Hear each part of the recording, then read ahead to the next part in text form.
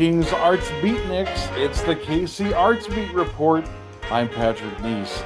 And today we have our very good friend, William Baker, who's going to talk about their final concert of the season. And it's very special, so you don't want to miss that. And if you love choral music, you certainly don't want to miss it. So please share this video with people you know who love choral music or music in general. And subscribe to the KC Arts Beat YouTube channel. Subscribe to our Substack at kcartsbeat.substack.com and follow us on Facebook. And we are very grateful to the William Baker Festival Singers for sponsoring this KC Arts Beat Report. And now it's time to say hello to William Baker. Hello, Bill. Hey, Patrick, thank you again for having us here. This is one of the fun concerts of the year. It's all of my favorite rock groups in the 70s would produce a greatest hits album. Sure. And that would be the record that I would want to buy first. Yeah. So we can consider this concert on May 3rd at St. Mary's at 3 o'clock to be Festival Singers' 28th concert season, greatest hits album. And, looking over your program list, it is indeed greatest hits. And again, I want to reiterate, if you want to go, it is Sunday, May 3rd, St. Mary's Episcopal Church downtown. Tickets are only $25, and you can get them at festivalsingers.com/concerts. And let's make that festivalsingers.org. Yeah, I thought, did I not say that? I thought, festivalsingers.org/concerts. And by the way, you're having some special singers join you on this concert. We are. One of the things that we have been committed to through the Choral Foundation, which is the sponsoring organization of the Festival Singers, is being a resource and an encouragement and an empowerment for all of the choral entities in the city. And over the years, we've done collaborative concerts with dozens of groups. This is the first time we have done a collaborative concert with the Lawrence Civic Choir. My good friend Steve Eubank is the artistic director. And members of the Lawrence Civic Choir journey to Kansas City every summer to participate in the Summer Singers of Kansas City. So I thought it would be a fun thing as we conclude this season to do this concert weekend as a joint event. And actually on Saturday, May 2nd, at the First United Methodist Church in Topeka, Kansas, the Festival Singers will be the guest of the Lawrence Civic Choir. And then on May 3rd, for this concert we're talking about today, the Lawrence Civic Choir will be our guest here at St. Mary's downtown at 13th and Holmes. And we will do most of the program. They will sing a set of their own, and then we'll conclude the concert with 3 joint pieces. Uh-huh. Well, excellent. Now, we'll get to that more in a bit. But let's start at the beginning because, you're going to start with a composer who is so intriguing, and I love her music. I listen to her music quite a bit at night to put me in a calm, peaceful state where I really feel protected by cosmic forces. Can you tell us about Hildegard von Bingen? Well, Hildegard von Bingen has become one of the all-the-rage composers. She lived over 900 years ago, between 900 and 1,000 years ago, which gives her music a unique quality. And you think of what a powerful statement it was that a woman was writing music that was recognized in that early medieval time. This O Quam Mirabilis text, I think, sets the spirit of this concert. When God looked in the face of the human he created, he saw fulfilled all of his works in that human form. So we'll start the program with that, sung in a chant by the women of the Festival Singers, and move from that into a 20th century composer, Jean Berger's setting of text from Isaiah, talking about the nations coming together in peace. Mm-hmm. And then following that, a William Baker specialty, early American hymns. You guys do those so well. Well, thank you, Patrick. And these are 3 of my favorites. Samuel Webb from the late 18th century American composers, Come Ye Disconsolate, a text of Thomas More. And then a very unknown, very lesser known tune from that era called The Pensive Dove. And it's a setting by Alice Parker, who did such a wonderful job with these arrangements. Very Victorian, very intimate kind of language. Faith smiled and shed a tender tear to see me search around and whispered, I can tell you where the dove of peace may be found. Just beautiful stuff. And then ending with a rollicking, almost spiritual-like tune, The Morning Trumpet. Wonderful. And of course, you couldn't do a home concert and a greatest hits concert without doing music by your composer in residence, Sean Sweeden. That's right. And we did a concert entirely of Sean's music in February here in Kansas City, and then 2 dates in his native Arkansas that were just a tremendous thrill. We sang at St. Paul's Church in Fayetteville, Arkansas, and then at the Mildred Cooper Chapel in Bella Vista, Arkansas, which I have to say is one of the best, most satisfying acoustic spaces I've ever put a choir in. Oh, It was wow. really, really fun. So we're doing 3 of his pieces in this program. Always Something Sings, text of Ralph Waldo Emerson, Sunward, which we have done and recorded, the poetry of John Gillespie McGee, and then Sean's first gospel piece. It's called We Are Held, and it's a text of former Kansas Cityan Robert Bodie. Excellent. And his music has that percussive, rhythmic quality to it that's so exciting. Really does. Now, I notice a pairing of pieces here that sound really intriguing to me. Barber and Bruckner. Tell us about those. Isn't that amazing? And when I create programs, I think first in the spirit of the text.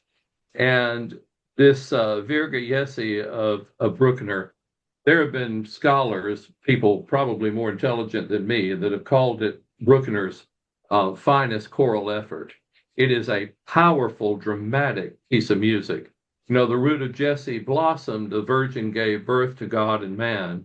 God restored peace and reconciled himself with the lowest to the highest. And then that's paired with Samuel Barber's beautiful rendering for choir of the Adagio for strings, and the text, the Agnus Dei from the Ordinary of the Mass. Lamb of God, you take away the sins of the world. Grant us peace. So we talk about peace and how peace is restored in the Virgin giving birth to God and man, and then the Lamb of God that takes away the sins of the world as a source of peace. Yes, and of course that Agnus Dei is, so popular in its instrumental form as the Adagio, but you really have to hear it in the choral version. It'll blow your mind. It really is quite beautiful. Well, let's talk about what the Lawrence Civic Choir is going to be doing. Do you know what they're going to be doing? I do. I just got the details of their program. They're doing the first chorus from the Christmas Oratorio Oh, in English, Christians Be Joyful, which is one of my favorite things. I've never conducted the Bach Christmas Oratorio, and I really want to do it. The recorders and the timpani and the first movement are just beyond belief. They're doing a piece by Sarah Hopkins, a contemporary composer, called Past Life Melodies, which I don't know it well, but I understand it has no English words in it, hmm. but it is sounds and images and building a palette of sound. I listened to a recording of it online by the St. Olaf Choir, and it sounds like a challenging thing for them, and I'm sure they'll do a great job with it. And then there's a poem of Ryan Kerr, which is a love poem. The song is called Jenny, and that's made the rounds with college choirs. And then their set is going to conclude with Yesse Barnwell's piece called Wanting Memories, which is a very loving story. You used to rock me in the cradle of your arms, and you said you'd hold me till the pains of life were gone. really, really great stuff. And then what will they be singing with you, or will you be singing with them? Well, we will do three pieces at the end of the concert together. I've asked Mr. Eubank to conduct two of them. One of them will be the William Matthias, Let All the People Praise Thee, that was from the wedding of Charles and Diane, that the festival singers actually performed this past Sunday in the Masterworks concert. But there's a piece, Every Heart and Harmony, and it's words and music by Kansas Cityan, Dr. Jeffrey Wilkin. And Jeff Wilkin is our accompanist for the Summer Singers of Lee Summit and the Summer Singers of Kansas City. He's a director of the Songflower Chorale, and he's a professor, and he's a fabulous organist. He's a resident organist at St. Mary's, and he's the accompanist of the Lawrence Civic Choir. He wrote this piece in honor of the 50th anniversary of the Lawrence Civic Choir. So we get to sing that with him. And then we'll conclude the program with me conducting Robert Ray, He Never Failed Me Yet, which is probably his most well-known gospel tune that I think the Festival Singers has recorded it 4 or 5 times. Well, Bill, I tell you, you're so busy. I cannot believe it. I mean, the festival singers usually do 12 to 15 concerts a year. You know, you just did a concert in late February, the Sean Sweeden concert, and recently the April Masterworks concert, and then now this program. How do you do it? Well, I've got to tell you, I've been doing choral music in a leadership position for 49 years. I have never worked with a group of people that were as kind, that were as hardworking, that were as talented, that were as egoless, that were as just absolutely wonderful as the festival singers of 2025, 2026. We're counting on it being even better next year, but it is a it is a blessing. I often say that no man walks the face of this earth more blessed than me. And the Festival Singers is one of the main reasons. Well, your home concert is going to conclude your 28th season. I know you have big plans for 2026, 2027. You mentioned how you have never had a chance to conduct the Bach Christmas Oratorio, but you do. I don't know if you want to talk about it, but you have big plans next year for another one of Bach's masterpieces.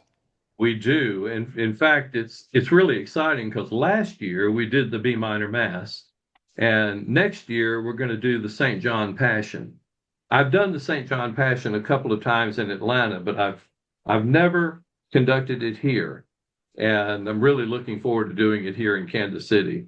It's one of my favorite works. It's said that the Matthew is 3 hours and the St. John is an hour and a half. But all the difficulty of the St. Matthew, the spread over 3 hours, is compacted into an hour and a half with the St. John. So it's a beast, but the group is up for it, and I can't wait to get started on it.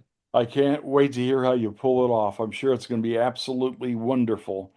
Um, and again, this concert sounds really wonderful too. The home concert of the William Baker Festival Singers with the St. Lawrence Civic Choir on May 3rd at St. Mary's Episcopal Church.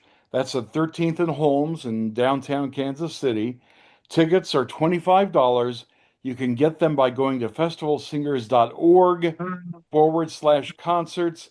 And while you're there, you might consider slipping something a little extra to the Festival Singers and the Choral Foundation.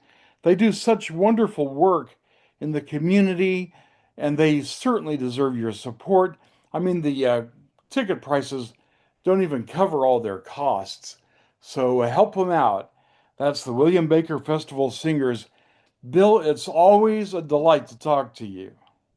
Well, Patrick, it's a joy. I so much appreciate everything that you're doing and the good work that KC Artsbeat is doing in our community.